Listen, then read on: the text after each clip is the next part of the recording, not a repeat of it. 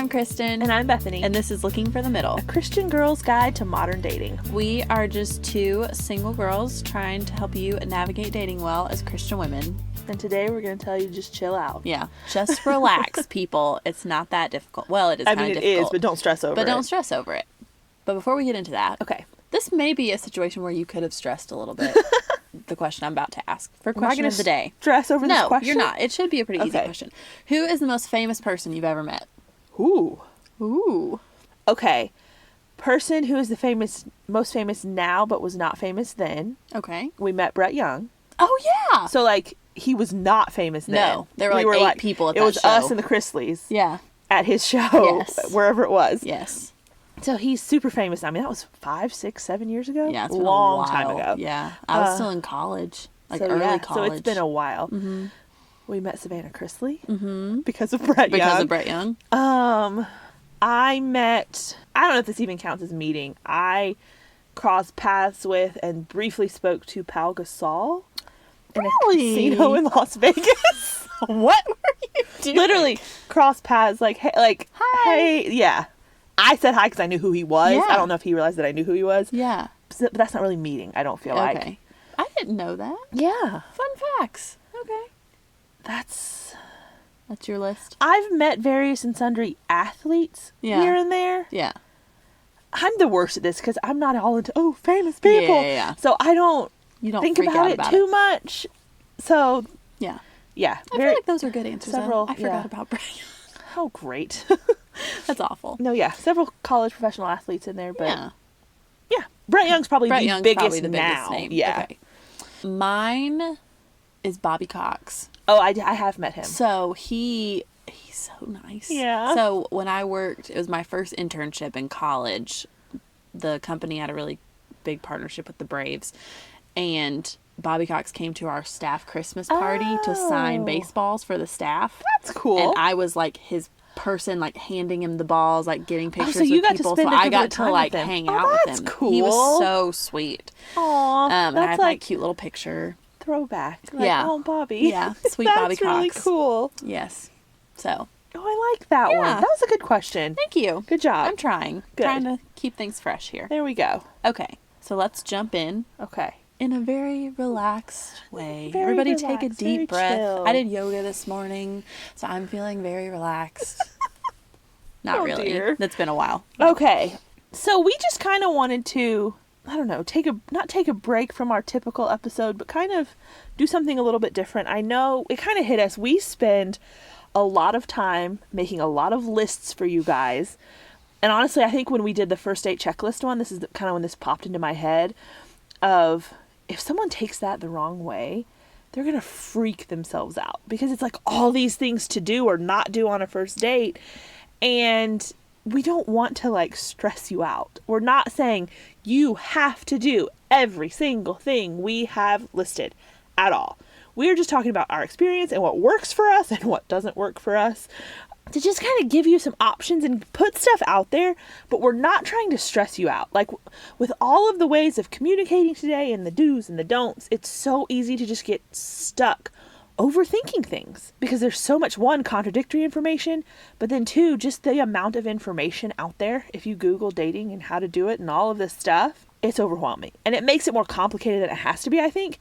And we never want to be a part of that. We never want to make this more complicated for you. We're not trying to add anything to your dating life that is a burden or a hindrance. So we just wanted to publicly say, I guess, for lack of a better term, that we're not expecting you to do everything that we tell you to do.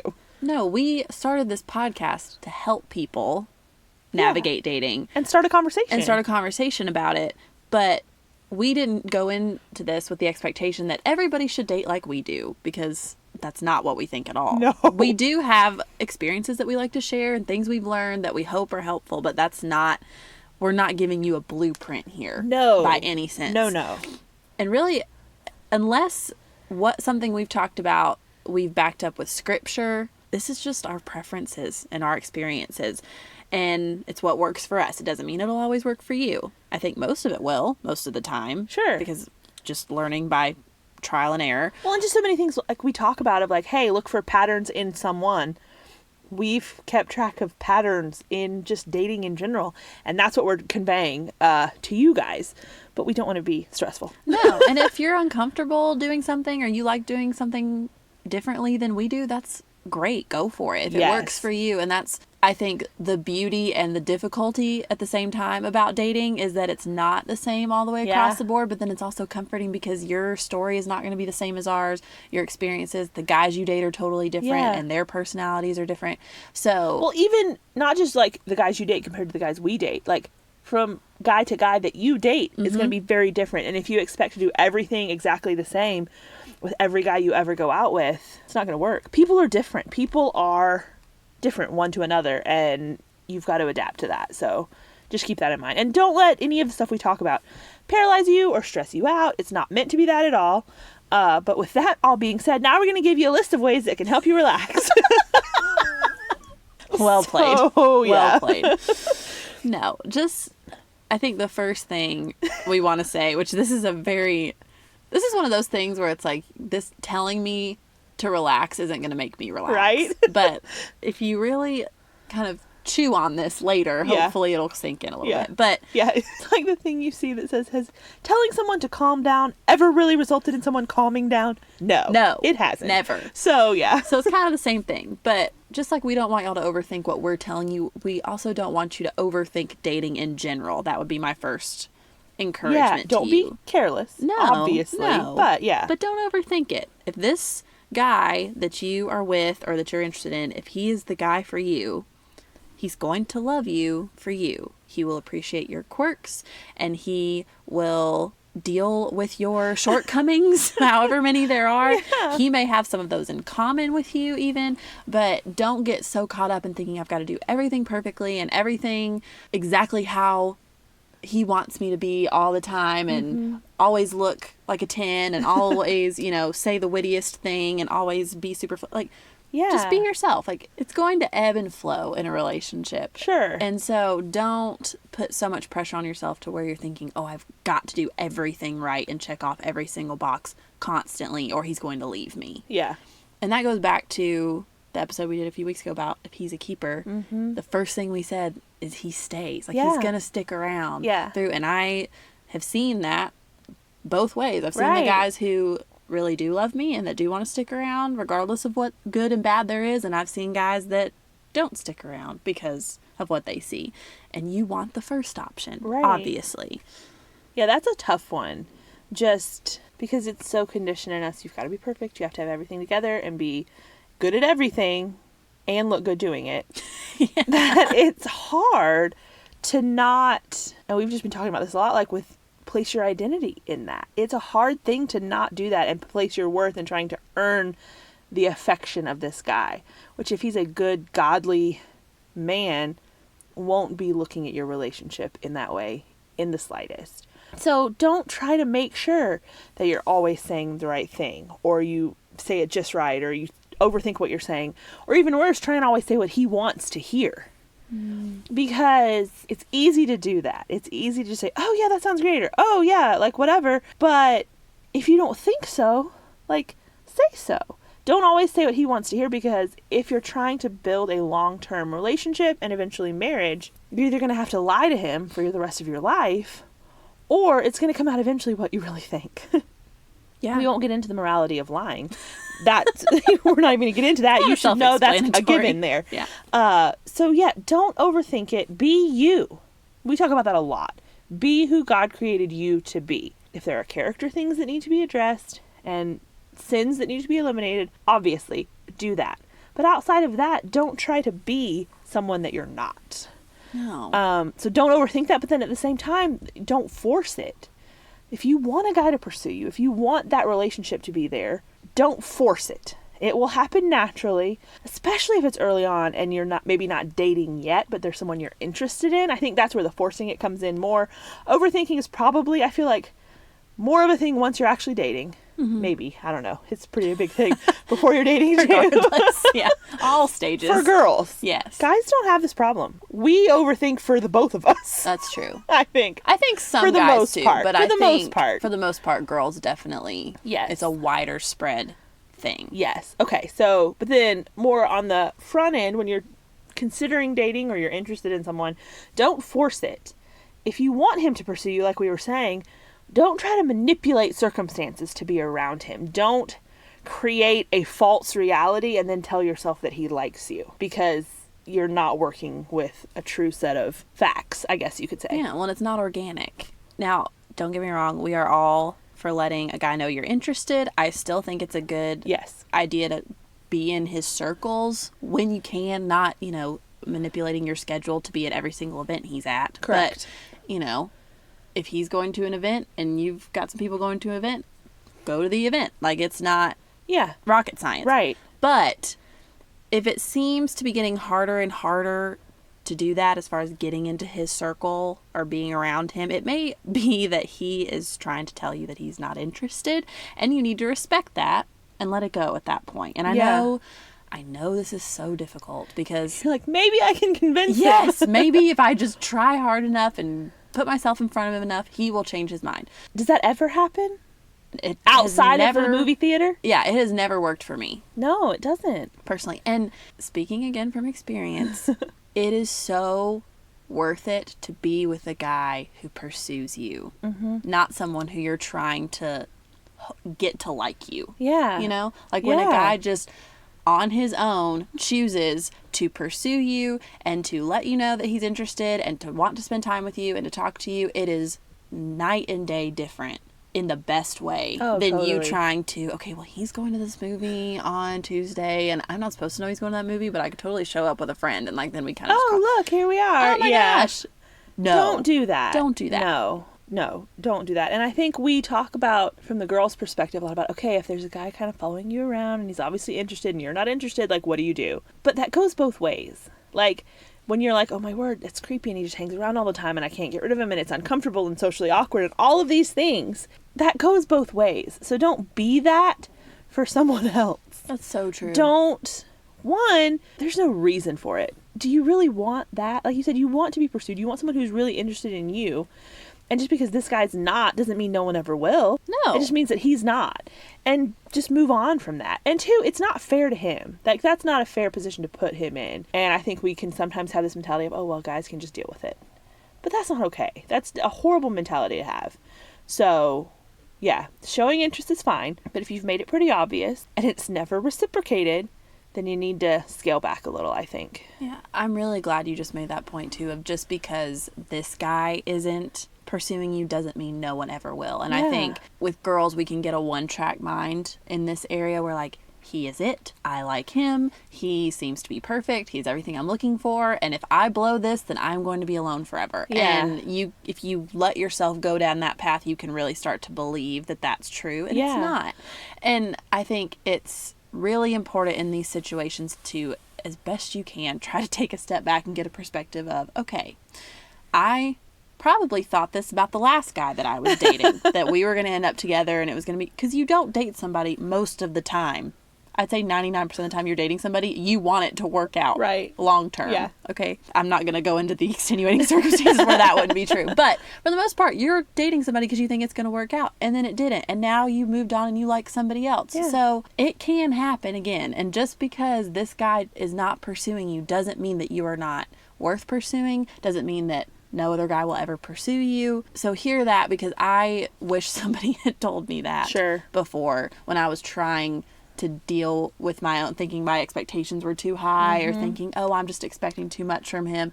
No, it's okay to expect a guy to pursue you. And if he's not, to move on. Sure.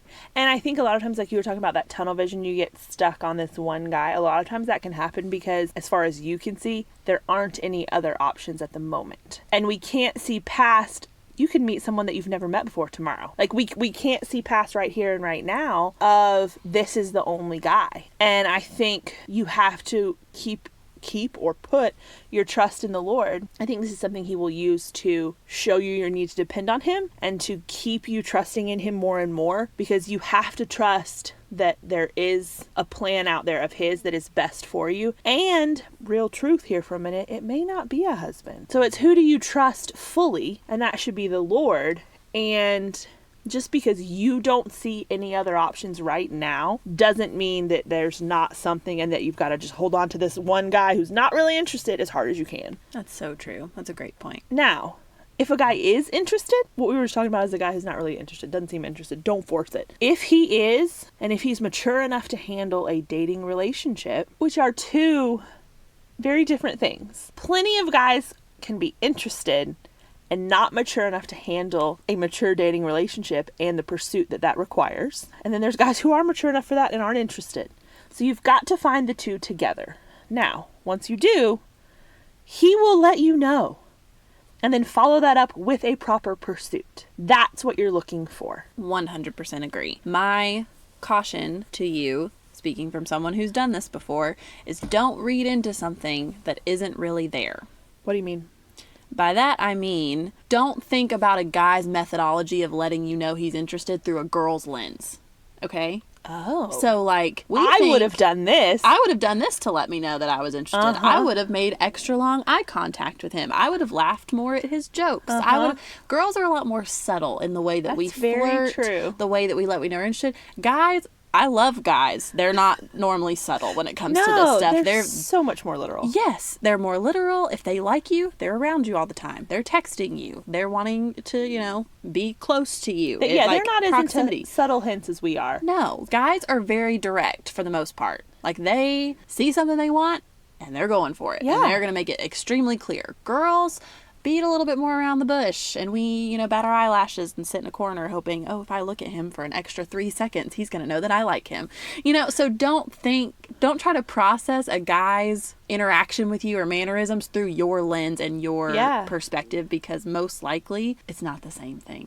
And I'm really guilty of this, because I'm like, we made a lot of eye contact tonight. Yeah. And he's probably like, you probably had something in your teeth, honestly. Right? And he just couldn't stop staring. What's going on with her hair? Yeah. Well, and don't, too, if you're super subtle, don't assume that he's picking up on your hints also at the same time. Point. You've got to be a little bit more just straightforward and out there sometime. And I think guys appreciate that. I mean, they said that do. in the survey that we did. Yeah. The straightforward, upfront, and honest is the way to go. If they like you, they'll make it clear. And if you like them, then make that clear as well, to whatever degree you feel comfortable doing. Yeah. And you want to be with somebody who isn't going to keep you guessing. Preach. Okay? So this is, I know we're kind of jumping back and forth to before you're dating somebody, when you first start dating somebody, and maybe after you've been dating somebody for a while. So sorry for the whiplash that we're giving you. But if you've been dating somebody, going out on several dates, you don't want to constantly be wondering where he stands, what his intentions are. Does he like you? Does he is wanting to actually be in a relationship? Does he want to commit? Does he not?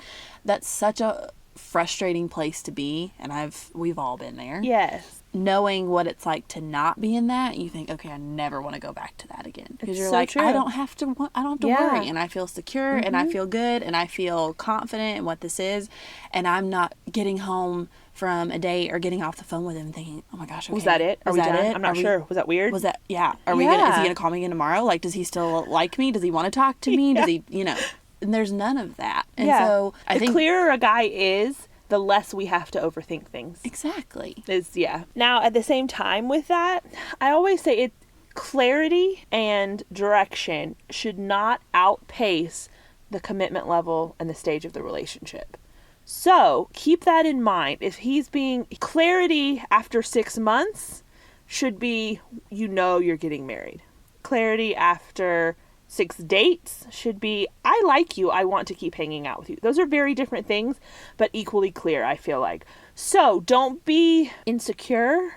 Be secure in what he's telling you, as long as it's consistent with the stage of the relationship that you're at. However, if you don't think it is, if you're at a place and you don't have clarity on that, it's okay to tell him you want to know those things. He may be thinking it's clearer than it is. And it's okay to just say, hey, let's talk about this. Now, I'm not saying after one date, call him up and be like, hey, I need to know if I'm your girlfriend.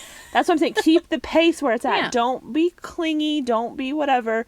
But at the same time, you don't have to beat around the bush. Just ask. You don't have to throw out all these weird, subtle hints that he's never going to realize what's going on. And you're frustrated because he's not answering the questions, but he doesn't really understand what you're saying because you're not being clear. So, ask questions that you actually are wanting to ask. Yes. Like, don't ask a question with an underlying question kind of lingering below it where you're trying to fish for information. Sure. Too. Yes. Because I think girls can do that. I had somebody ask me that a while back. Like, okay, what's the actual question you're wanting to ask me? Yeah. I'm like, oh, crap. Okay. Well, here's actually the question. I was getting there. I was working up to it. But just be straightforward. Yeah. And I don't know if you've kind of noticed, like, throughout this, so much of this, of, like, just relax, goes back to communication and doing that well and doing it clearly. Whether it's verbal, whether it's body language, whether it's social language, like so much of it comes back to communication, and you need to be intentional and clear in what you're communicating to the other person. If more people would do that, then dating would not be this convoluted, complicated thing, and everyone could just relax. So start that now. Start thinking that way now and moving towards that as much as you personally can. And if more people will start doing that, it will be a much better thing.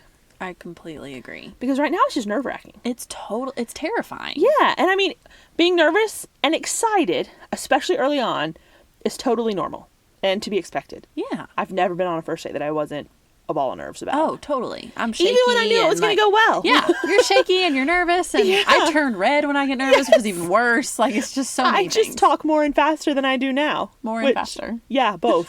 At the same time. But, so that's one thing. Being excited and nervous, like, that's expected.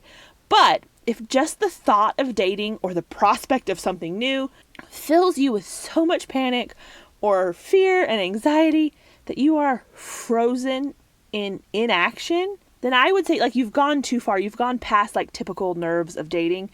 And at that point, my question would be, are you really trusting God? And I don't know, there's not a specific answer always. But I would just pose that question to you of, are you putting too much value in what this guy thinks of you, of what your image that you're presenting, or are you just a little nervous? One's fine, the other's not. Yeah.